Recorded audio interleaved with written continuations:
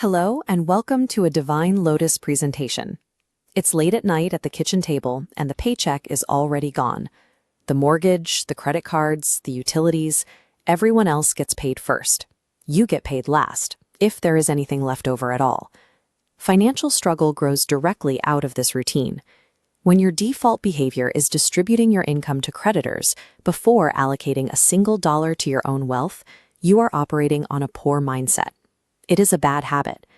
Our physical and financial realities are built by repetitive discipline.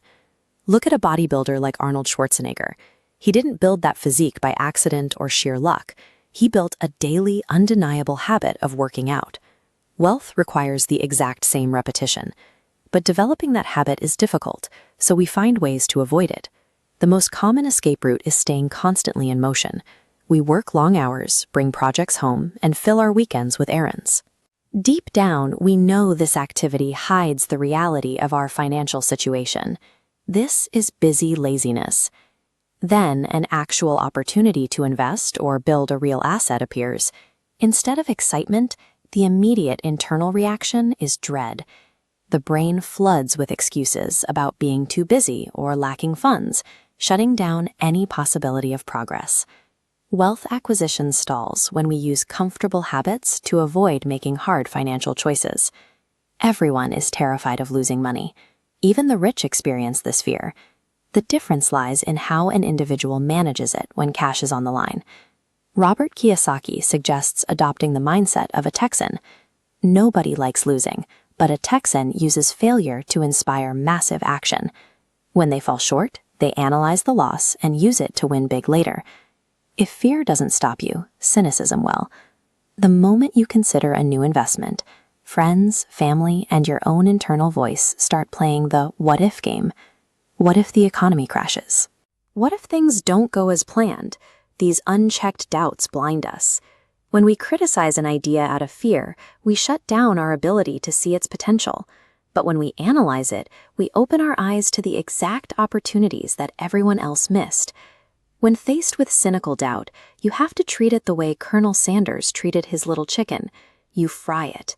You confront the fear head-on and take action anyway. Mastering that fear and rigorously analyzing those doubts is the primary dividing line between those who stay trapped in the rat race and those who finally break free. Eventually, the sheer effort of pushing against these mental blocks leads to exhaustion. The temptation to quit and retreat back to the safety of busy laziness is overwhelming. The antidote to this specific fatigue is a healthy dose of self-interest, or even a little greed. Society often conditions us to feel guilty for wanting nice things, but asking, "What's in it for me?" is a powerful, necessary motivator. That burning desire for a better life provides the raw energy required to face the ultimate test of discipline, reversing years of deeply ingrained bad financial habits. That discipline starts with one absolute rule. This financial flowchart shows income entering a system with two paths. You must pay yourself first. It takes immense internal fortitude to direct your money into the asset column when bill collectors and societal pressures demand you route it to expenses. To achieve financial independence, the mechanical flow of your money has to change. Your income must be forcefully routed down into your asset column first, letting only the remaining trickle route over to your expenses. Without this strict internal discipline, the external world will always dictate where your money goes. A high salary means nothing if you lack the mental fortitude to keep it. Just as you begin to see real financial success, a final psychological trap emerges: arrogance. Arrogance is rarely about genuine confidence. It is a defensive tool used to hide ignorance.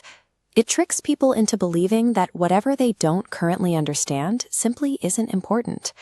True growth happens when you pause, humble yourself, and admit a difficult truth. What you know makes you money, but what you don't know is exactly what causes you to lose it.